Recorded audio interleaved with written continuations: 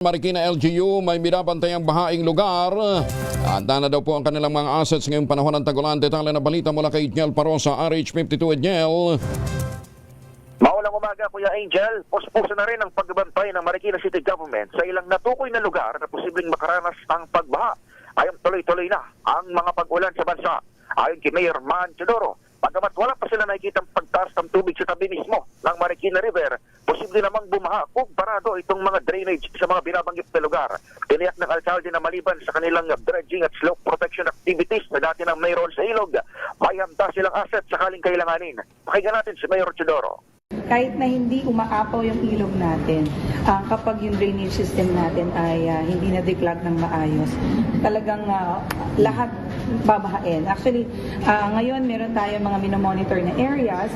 I cannot say na nasa danger zone sila kasi so far wala pa tayong binabahang mga low-lying areas na malapit sa ating ilog. Ngayong umaga ay nananatili sa normal ang antas ng Marikina River na nasa 13 meters pa lamang as of 5 a.m.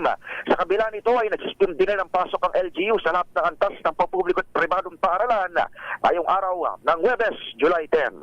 Ito sa Edniel Parosa, nag-uulat para sa DZRH. Una sa Pilipinas, una sa Pilipino. Maraming salamat, Edniel.